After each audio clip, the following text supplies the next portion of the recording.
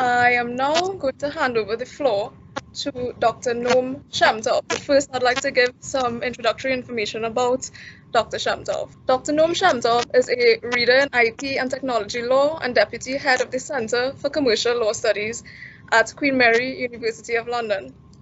He lectures in areas of intellectual property and technology, and his research interests are also focused in these fields.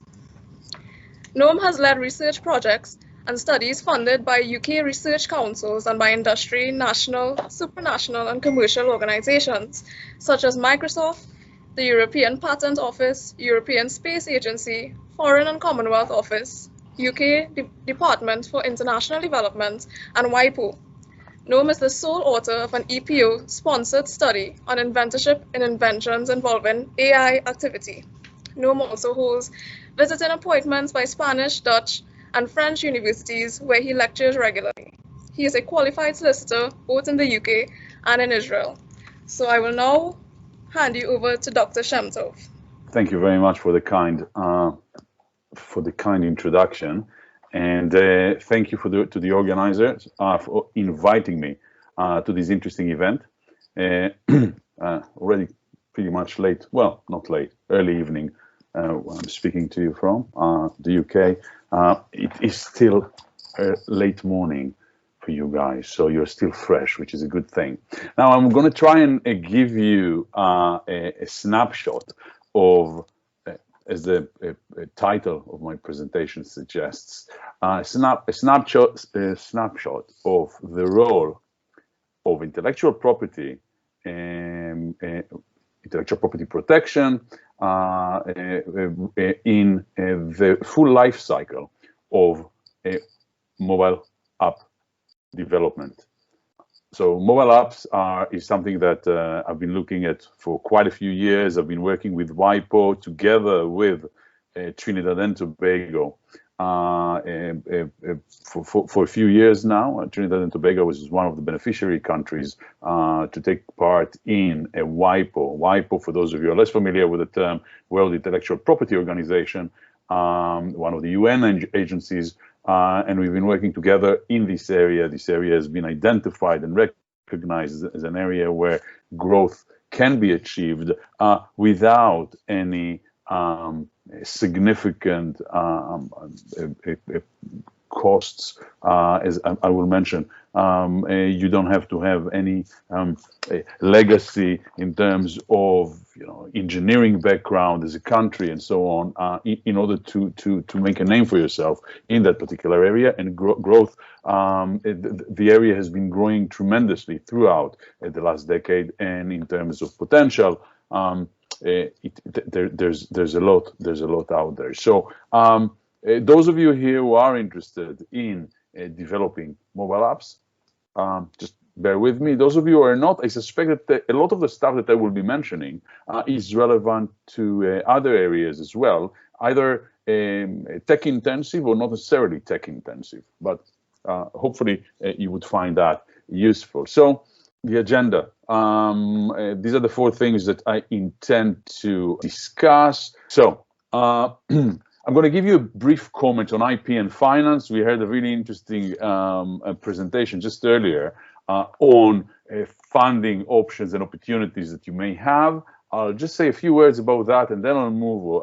I'll dive straight into the IP world and focusing on the 3 main stages in a mobile application lifecycle: the conception stage, the development stage, and going to the market, so commercialization and monetization.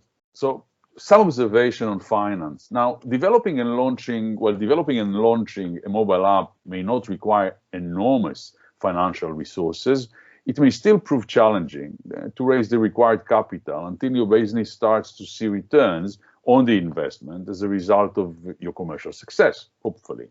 Now, unfortunately, your business ability to rely on some of the IP, right? The IP rights that is generated at the early stages of development phase in order to raise the capital, this ability is somewhat limited. And one of the trickiest aspects in this context is the difficulty that is involved in what is known as IP valuation, and that makes the returns riskier, if you would like, and more uncertain for lenders. So just to give you an example, you are developing an IP, a mobile application. You came up with some great ideas. You have your design documents, and this is where the value lies. And of course, if your app would prove successful, this is where the value is. But if you take those documents and you say, well, look, guys, this is what I have. This is my asset. This is what I can offer for collateral.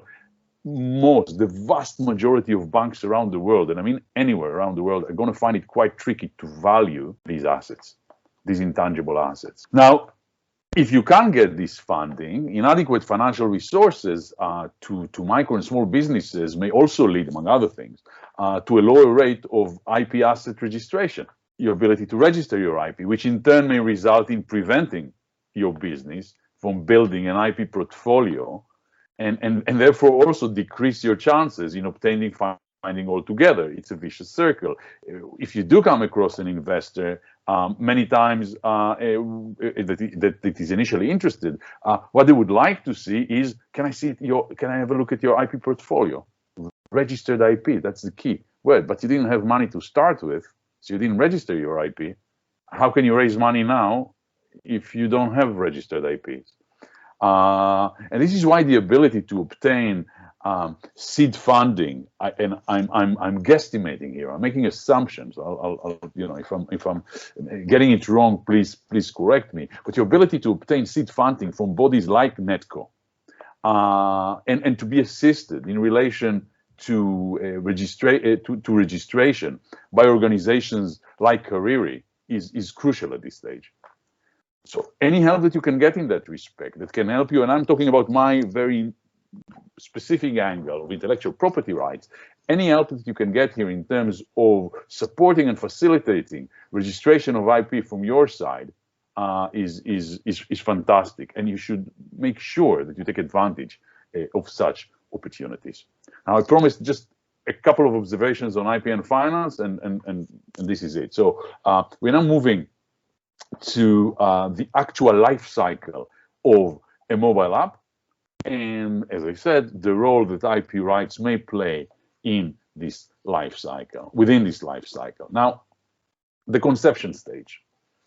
What is the conception stage? I mean, the general idea of creating a specific mobile app can be conceived in numerous contexts, right? Maybe it's when you're in college. Maybe it's when you're speaking to friends. Maybe you're having a eureka moment, right, while being at home alone. Now, at what point or another, your idea, your underlying idea, emerges, and you probably also take a decision, one way or another, that rather than work for a large employer in the field or in the sector, you decide to establish your own business, to roll the dice on that, and develop your own mobile application. Now, we heard before from the gentleman that spoke from Netco about certain stages that you go through, right? You've done your market research, you identified what is available out there, you established that what you have in mind is different from what is available out there, and therefore there's a need for it. Now, once you as a developer, potential developer, or business owner in this field, you are satisfied or convinced that your idea or theme for a mobile app is different from what was available on the market, and you decide to embark on the project and to dedicate your resources, it is at this point that you usually sit down and you would map out the various features of the app, right? Following that, you would list some technical requirements that may or could enable the app would enable the app with these features, a timeline for development and completion, and development and completion, and the anticipated costs. In other words, what you would ideally strive to have at this stage is a roadmap for development in terms of product features, as well as costs and deadlines. Okay, so we're talking about very early stages. And it is very early, at this very early stage, before we actually start speaking about or talking about IP rights and how they may protect the fruits of your labor, right, your mobile app, what you would ideally do at this stage, you would conduct due diligence in relation to pre-existing rights. What do I mean by that? You would, so if your mobile app, and again, remember that I said that a lot of the stuff that I'm referring to would be relevant to other fields. I mean, that's an example. If your mobile app turns out to use or to utilize another business or another person intellectual property rights without their permission, even unintentionally, doesn't matter.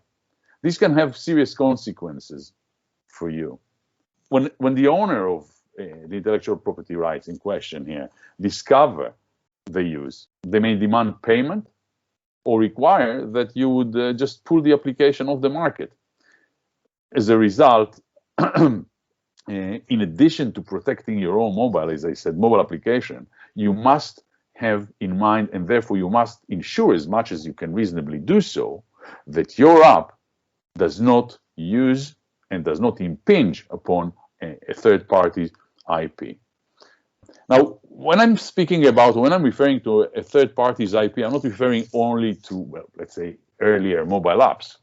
You may have used, again, unintentionally. Let's say that you're developing a mobile gaming app, right? Let's say that it tries to mimic something that's happening in the real world. And for example, someone walking down a street and you took names of supermarkets or some chains of stores or shop, regardless of the area, and you put it, just to make your high street realistic.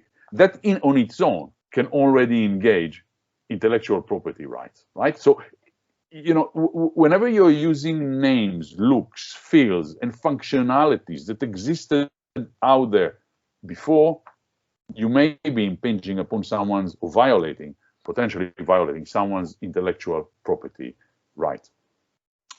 And in that respect, if we look at point 2, 3, 4, and 5, with respect to trademarks, we have a trademark registry office. You can conduct a search, and I'm not sure whether the nice people in Career can actually advise you as how to do so, maybe help you to do so themselves. When it comes to intellectual property, and when it comes to industrial designs, patents, all of these rights have public registries, and you can actually check these public registries, run a search in order to try and make sure that you do not violate a pre-existing intellectual property right. You may need the advice and the help, and that is true throughout our presentation, or my presentation, the advice and the help of a local expert. Copyright does not have a compulsory registry or registration. In a lot of jurisdictions, there is the possibility to register your copyright does exist. I'm not sure that that's the case. I don't think that's the case in Trinidad and Tobago. But in any event, even in jurisdictions when it does exist, it's not compulsory. So even if you checked it and you didn't find anything, it doesn't mean that there's no pre-existing copyright there. So as I said before, only to the extent possible and reasonable. When it comes to trade secrets, it's a bit easier or more straightforward. You need to clarify to anyone who works with you, that includes yourself as well, that you should not put, or they should not put into use any know-how, specific know-how, that they may have acquired from a former employer. So say that you worked before for a certain employer and in the tech business, and you worked in that specific area. You actually were involved in a project relating to a mobile app. You decided to leave. You open your own business, or you join your friend who is opening a new business, and you're both together opening that business, and you bring with you some pieces of code or specific ideas as to how your GUI, your graphical user interface, should look like. Nah. In short, you should not do that. That would lead to trade secrets violation, and that may come back to bite you after you put quite a lot of work out there. So start afresh. General knowledge that you acquired somewhere is absolutely fine, right? We always get better. I work for someone, I learn a lot of things on the job, and of course I should bring this know-how with me, this knowledge, this expertise, but not specific know-how in relation to specific products. This is where the problem starts. So you need to be mindful of people that you work with, including yourself, as I said, who just or who have recently worked for an employer within this area, and to make sure that I'm not bringing inadvertently, many times, a trade secret with them and embedding it into the product in question. The product in question, in our case, of course, is a mobile app. Okay, so we are mindful of that, and we start moving within the conception stage. In this early stage, it depends on the size. We're talking about a micro business quite often in the case of mobile app development. A couple of people, many times, a couple of friends or acquaintances who sit together. We call them, let's call them a development team, and they define, it can be even only you.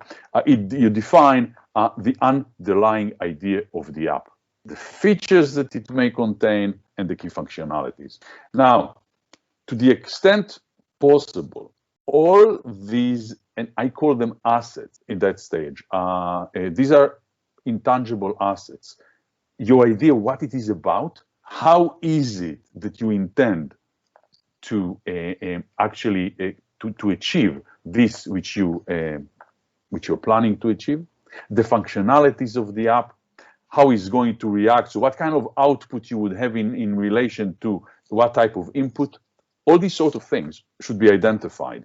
Now, trade secret protection is key. I cannot emphasize that enough. At pre-launch stages, trade secret protection is absolutely key. Now, what are trade secrets? Trade secrets, and although the laws vary from one country to another, by and large, there are three factors that you need to consider in that respect, or three criteria. It's information that has commercial value. It's information that generally is not known to the public. And this is where it becomes even more important, it has been subject to reasonable steps to keep it secret and confidential.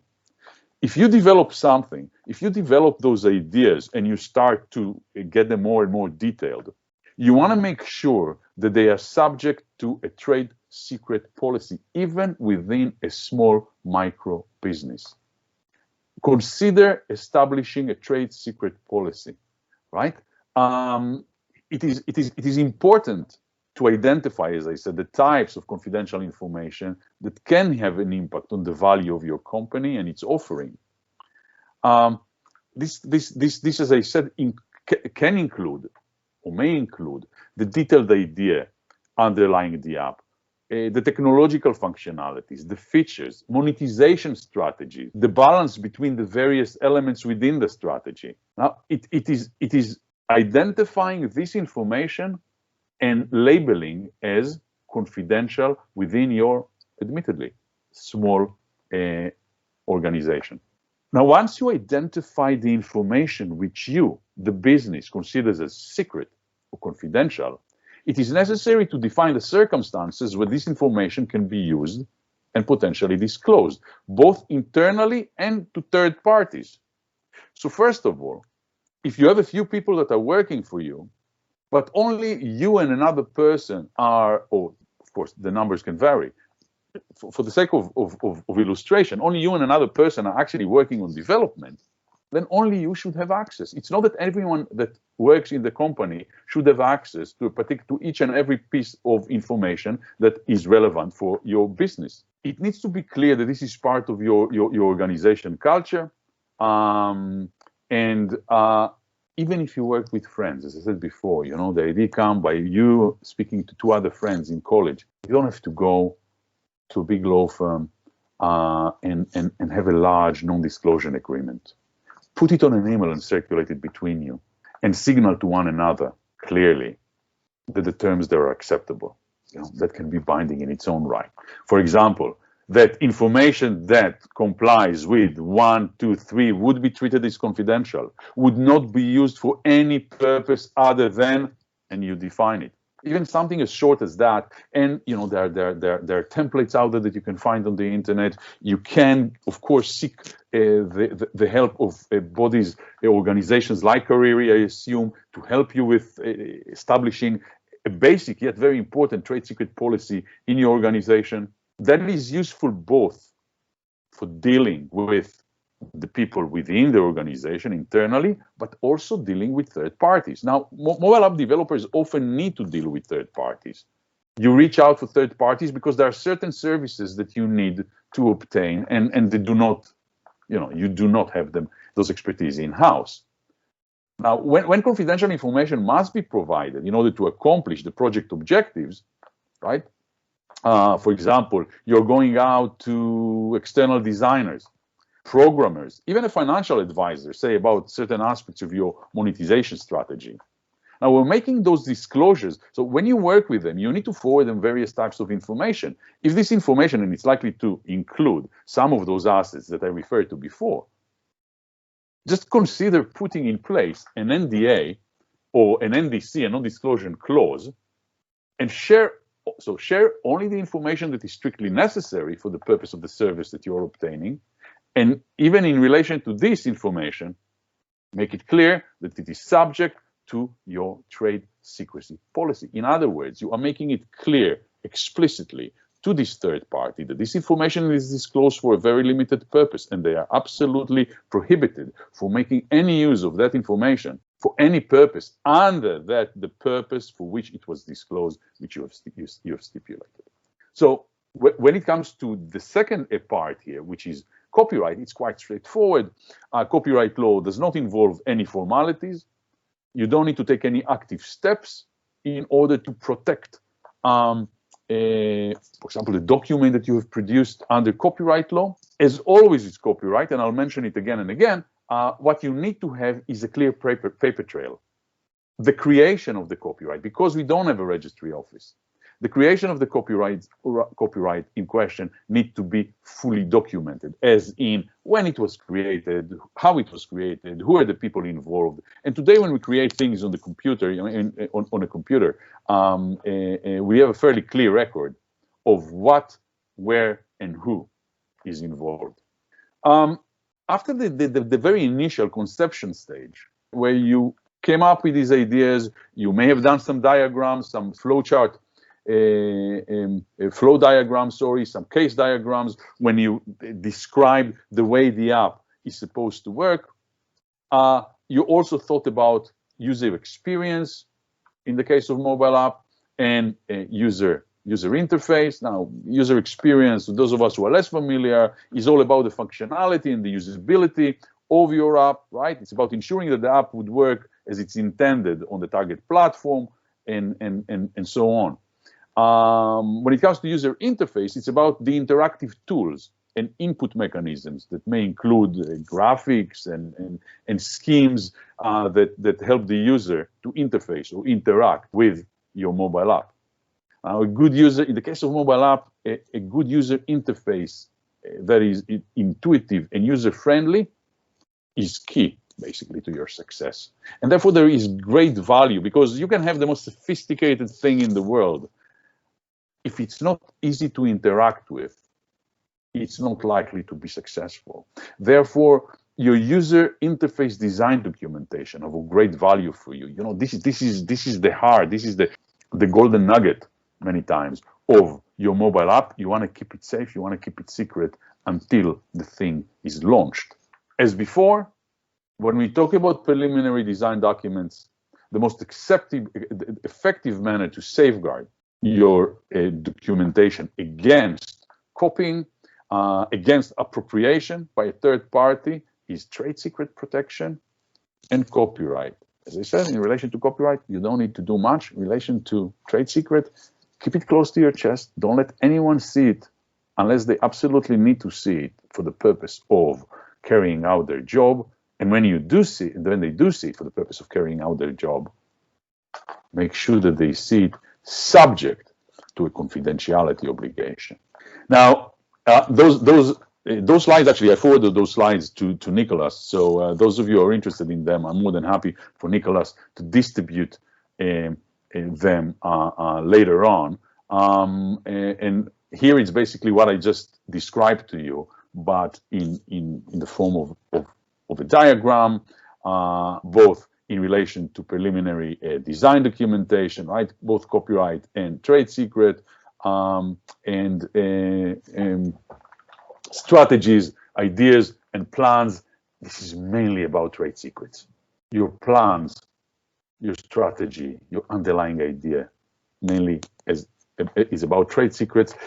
A copyright would protect the way in which you actually expressed things in writing or in drawing. Trade secrets actually protect the information. Nobody has to copy anything in order to violate your trade secret. And look, as long as the information, which is identified as a trade secret successfully, is being taken by another and being put into use without your permission, as long as this is happening, there is a trade secret violation. So you want to keep it clear. By the way, every intellectual property right is born in a trade secret.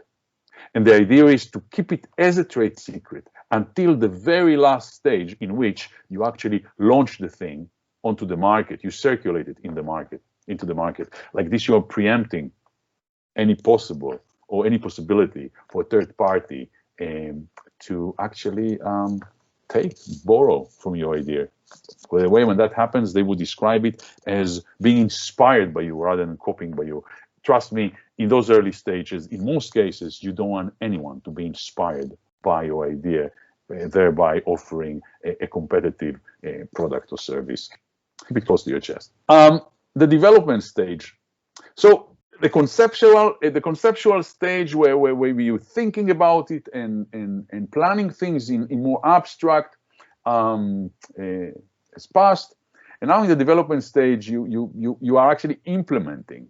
This is where you implement the various designs and planning choices that you made during the conception phase. Again, remember, we are still at the pre-launch stage. So it's not conception anymore. You're actually developing the thing in detail, but it's still pre-launch. And again, it's those trade secrets again.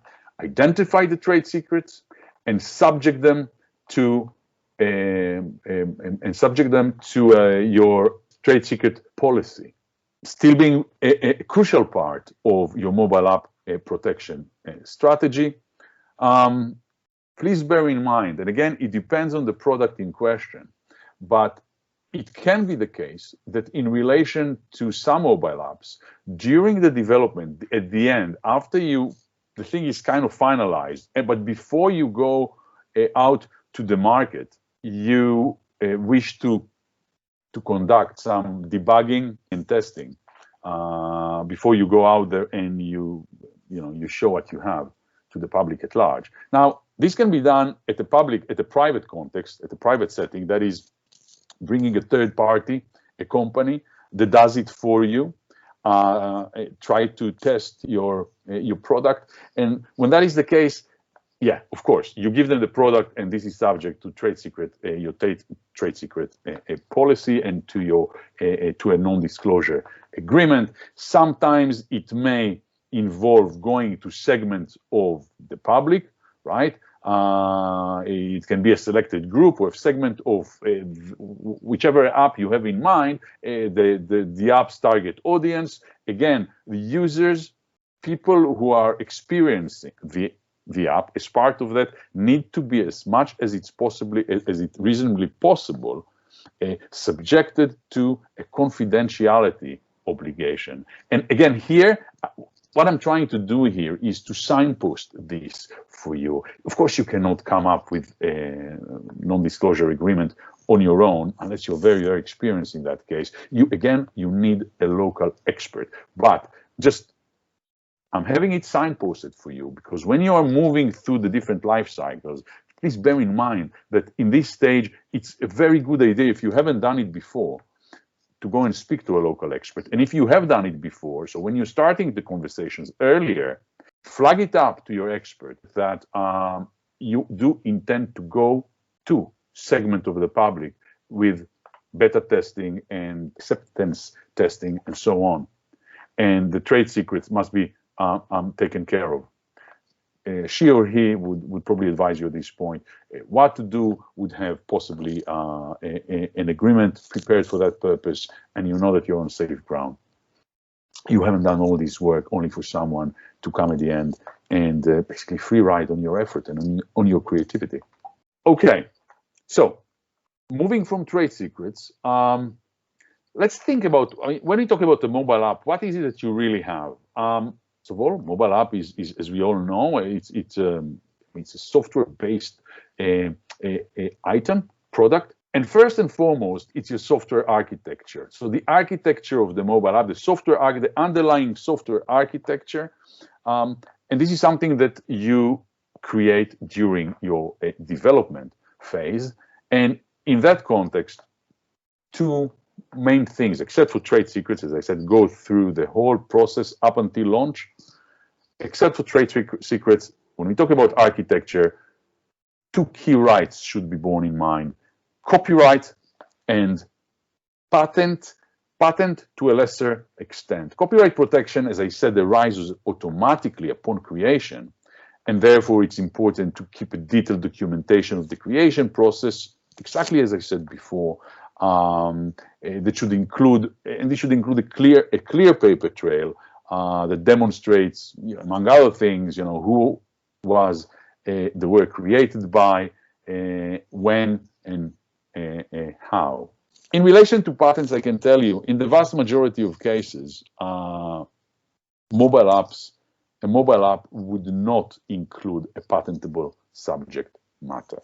It can, but it would be in more exceptional circumstances. If you do have a chance to speak to an expert about what you have in mind, do speak to an expert. You would see that what you need to have in order to have a patentable subject matter, except for some, of course, we all know that patents, or most of us know that in order to have patent protection, it needs to be new and involve an inventive step, but it needs to be technical in nature. And just because it is on a screen does not mean that it's technical. Technical in the patent world means something a little bit different. And for that, and again, I'm not going to bother you and I'm not going to bore you with those explanations. Speak to an expert. Ask them whether there is a chance that what you have there, or at least part of it, can be subject to a patentable invention. Because if that is possible, then it's many times worth the bother. First of all, investors, they love patents. If you have a patent portfolio, if you have a patent in your portfolio, it is likely to impress a potential investor.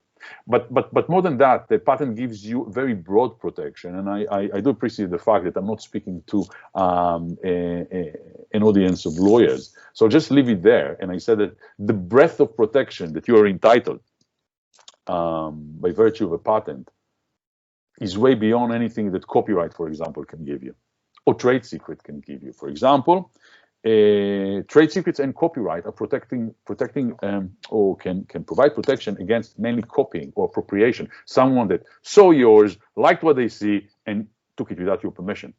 For patent, it's irrelevant whether they took it from you or not. If you're there first, if you had your patent registered, even if what they developed was developed completely independently, as long as it impinges upon your patent, you have a claim. You can stop them, or more interestingly, sometimes you don't want to stop them. You want licensing fees. So consider the question of patent. Also, something to consider is that the obtaining a patent is usually quite costly and it takes time. Again, seek your expert advice in that respect. Okay, so we talked about the actual architecture. What about the code itself? Right? You create code. Either you create it from scratch, and if you do, trade secrets, as before, I'm not going back to that. Copyright, as before, I'm not going back to that. But please pay close attention to FOSS. FOSS is code that is released under free and open source software type of license. Right? Code is your basic building block here. You will use code one way or another from, say, internet code repositories without having cleared it first with you or more useful with a local legal expert. Well, I mean, there are clear practical advantages in using code, free code that exists there, tried and tested. Some experts that developed it, they put it there. A lot of people used it, improved it. You have to I'm not saying don't use it, just know what you're getting into if you do use it. This depends on your business model, because it may have some really far-reaching repercussions in terms of copyright ownership over the whole of the underlying program. Some code released under a certain type of free and open source software type of license can, we call it a viral effect, can infect the whole program to such an extent that now you would have to make your whole program available for free for others to copy and to modify. Now, that may be absolutely okay with you, depending on your business model, but you need to know what you're getting into, because it may very well be the case that it's not okay with you, that you will not want to open your code for the whole world to see, to use, to utilize, to modify, that you would want to keep it as a trade secret. But once you have done what I've just described, you have taken a piece of code from a repository released under a certain type of license. We sometimes refer to them as a strong copyleft, not copyright license.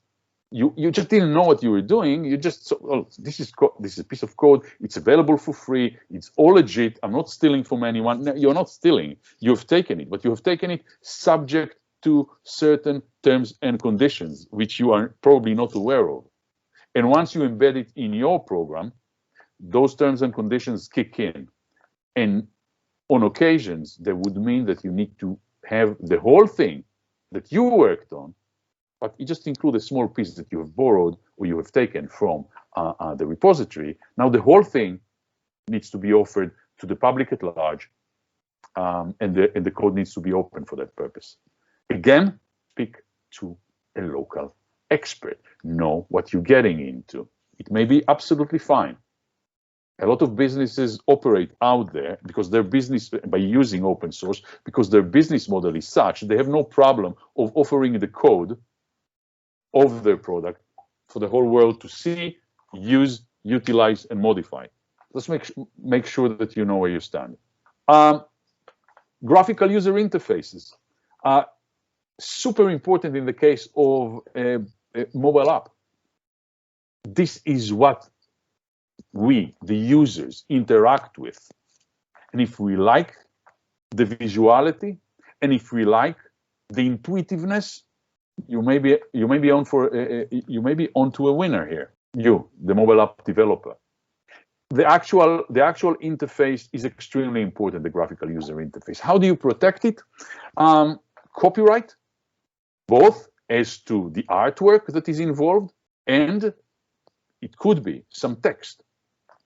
Trademarks. Now, in relation to trademarks, absolutely, it may be possible to register the trademark at an early stage, a development stage. For example, a logo, the name of your app, right, should be okay. Depending on the name, and that is the case in relation to all trademarks out there, right? It needs to be distinctive, it shouldn't be descriptive. Again, your local expert can advise you on that. But in addition, what you need to bear in mind, and I'll try when I say bear in mind rather than to register in that stage, is that it's possible to register the visual appearance of a product as a trademark, or elements of the visual appearance. For example, an icon. You came up with a new icon shape. This could be registered.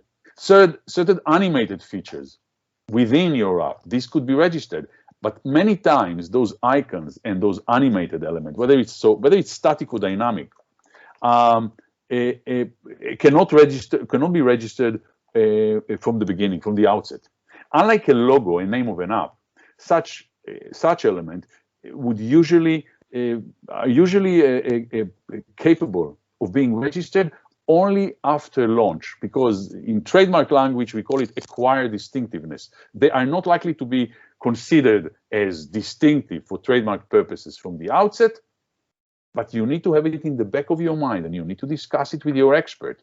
Look, these kind of things, or these elements, I would love to register them as a trademark. Is it possible? Okay, not possible at this stage, so what? 1 year down the line, I come back to you and we actually file for trademark registration.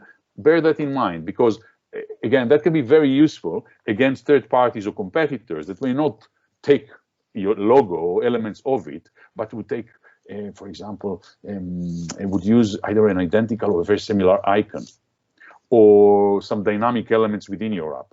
If you can register those as a trademark, fantastic news. Patents, I explained before, as I explained before in relation to the architecture, patent for GUIs, for graphical user interfaces, is it possible? Yes, it's possible. Is it likely? Not very. Well, not very is actually an understatement. In exceptional circumstances, a GUI, a graphical user interface, can be registered as a trademark. In most cases, the answer would be a no. Again, this is where your expert comes into play. I'm not going to go over this diagram. This is out there and gives you a bird's eye view of what I've just described, right? Kind of a mind map as to what is relevant for which stage and what are the ups and downs of each of these intellectual property rights. Again, those slides can be made available to you afterwards, I assume. This brings us really to the last stage, the commercialization stage. And before we look at IP, when it comes to mobile apps, you should be mindful of various regulatory regimes out there, such as privacy law, advertising laws, that needs to be adhered to at the point of commercialization, at the point of launching your product. So again, consult your local legal expert on that. Just for an example, right? If you perceive children to be part of your target audience, additional regulatory considerations are likely to be needed to be taken into account. Now, the fact that you do not actively target children as your customers does not make a difference in most cases, as long as you are aware, or you should be aware, that children are likely to be part of your potential customer base. And that may have repercussions on the way advertisement, for example, in-app advertisement takes place, on the way in which your app is engaged in data mining, right? Or you keep data of users when it comes to kids. Slightly different rules apply. You need to think about those things, because again, if you don't and you launch it and it is after you devise the final shape of your product, that you start hitting those problems. These are crucial stages. You need to be out there in full force and not to be, be compelled to withdraw your app due to non-compliance with the relevant regulatory regime. So be mindful of regulatory regimes outside IP when it comes to mobile app. Highly important.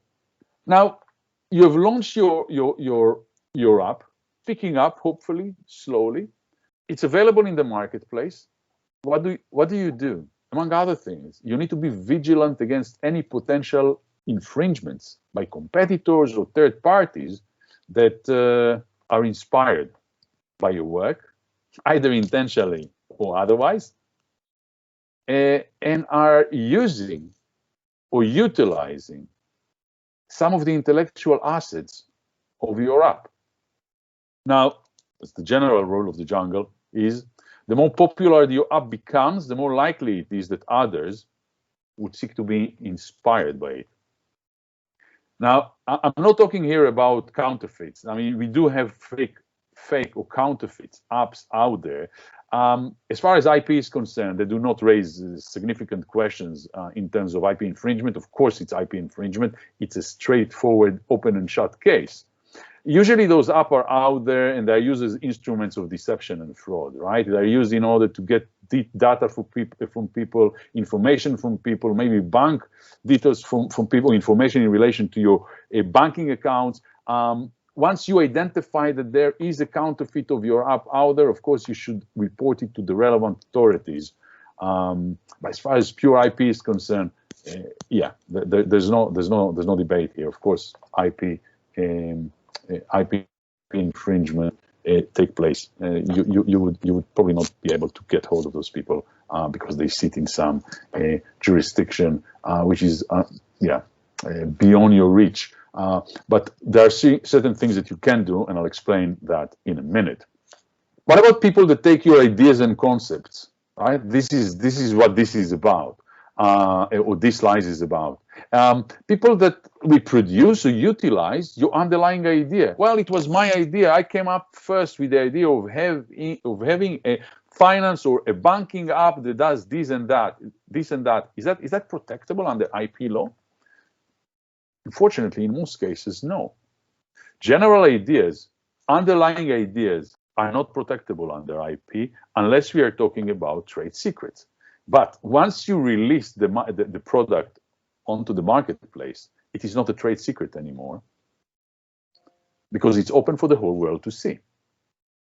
So copying an underlying idea, we are not talking here about code, right? The code is something different. Of course, if somebody copies your code, copying the code would amount to copyright infringement, but they don't have access to the code. They are not likely to copy your code. So what competitors are likely to do is to look at what you have done and say, well, you know what, that's a great idea. Why don't we have one of those as well? And then the question is, what is it that you can do? Copyright does not protect concepts and ideas as such. Patents, as I said, it's not very likely that you have patent protection to start with. But if you do, then it depends what you have taken, what they have taken. If you see something that comes close to your app and you have a registered patent, absolutely you should talk to your local expert and see what is it that can be done in that respect. Many times unfair competition laws can come to your help. Unfair competition laws protect against free riding, protect against parasitical behavior. Unfair competition law vary from one jurisdiction or one country to the other.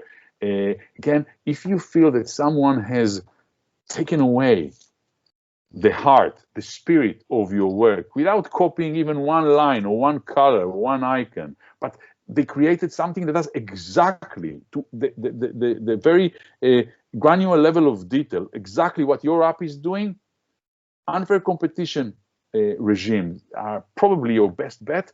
Go and speak to your expert in that respect. What about copying part of your graphical user interface? Now, this is where things become a little bit clearer, because if you have registered aspects of your graphical user interface, as we explained before during when we looked at the slides on the development stage, if they have taken a part of your GUI, of your graphical user interface, which is registered as a trademark, as long as you have it registered indeed, go and speak to your expert. It is likely that you can stop them. When it comes to copyright protects against copying either of text or visual elements such as artwork. If that's what they have taken, copyright does not require any registration, right? If they have taken part of your artwork or they came pretty close to reproducing part of your artwork, go and speak to an expert. You may be able to stop them. Patents, again, conditional upon registration, not likely in the case of graphical user interface to have a registered patent. If you do have a registered patent, if you are one of those lucky ones who has an exceptional graphical user interface that does tick all the relevant boxes for a patent protection, or for a patent regime, and you monitor use by competitors out there, and you do come across use that come close to your app, speak to your local expert. Industrial designs, registration of industrial designs is conditional upon registration. Industrial design protect, by and large, the aesthetic appeal of your product. If you have registered an industrial design, again, this is, by the way, much less onerous than the registration of patents. You have registered successfully an industrial design. You have a valid industrial design registration. and somebody, the very thing that you have registered, the very visual element or part of which that you have registered as an industrial design, is you realize that this now sits proudly on a competitor's product. Go and speak to an expert. It's likely that you would be able to do something about it, as in to stop it. Okay, I will finish with this. I will just tell you that the role of the intermediaries, if you see a mobile app that you suspect infringes your copyright or your trademark, we are talking here about content mainly, both Apple Store, the Apple Store platform, and the Google Play platform have a dispute resolution mechanism in relation to their platform, right? Somebody is offering a mobile app from a country which is in the other side of the globe. What are you going to do? Well, you're going to go and hire a lawyer locally in order to chase them? Not practical, expensive. What you should do is you should go and speak to your platform. Each of them has a dispute resolution mechanism. Basically, you fill a form, you identify the infringing part in your view. You explain why that infringes your IP right. You support or you substantiate your claim with, say, for example, a trademark certificate, and usually within a few weeks, right? Within a few weeks, you should get you should see a change. For example, the Apple Store content dispute mechanism enable you to submit this form when you are reporting those violations, right? Probably within a few weeks after processing, the proprietor of the allegedly infringing app is requested by Apple to remove the app or to provide evidence and an explanation why they believe that their app does not infringe your intellectual property rights. Now, in most cases, the procedure, from what I have seen, proves to be quite effective, and the offensive app is being promptly removed.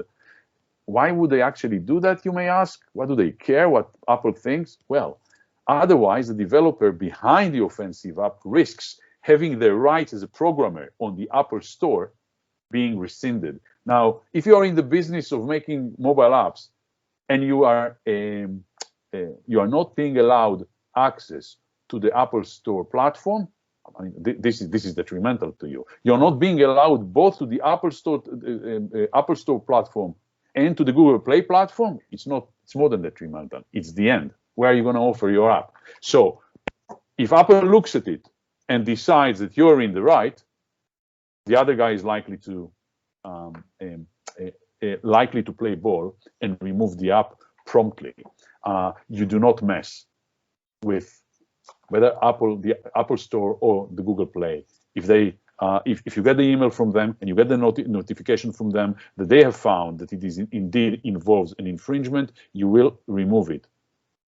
When I say you, I mean the person behind the offending app, which is great news for you because you now have done what, if you would use the classic legal procedure, courts, hiring lawyers abroad, nobody does that, right? Unless you have loads of resources. You have done something as almost as effectively as that with hardly any expense at all. You may get an advice of a local. It's useful to get an advice of a local expert that would help you to delineate what is yours, what was taken from you. You upload it. Everything is fairly smooth, and as I said, within a few weeks, usually you have a resolution. Again, enforcement in a nutshell. You can have this bird's eye view when those slides become available to you. Just a final remark, really, concluding comment. IP protection must be carefully considered. I know, and I heard that the comment that was made here a few presentations ago, that people consider it as burdensome, administrative, expensive, be it at your peril if you don't.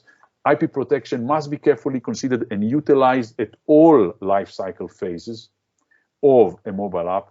Seek local advice as early as possible, and you are quite lucky, from what I understand, that you do have access to local advice out there. Different outlets such as Kariri that can provide advice, both career and I believe also at the Trinidad and Tobago national specific level, the various outlets there that can offer advice.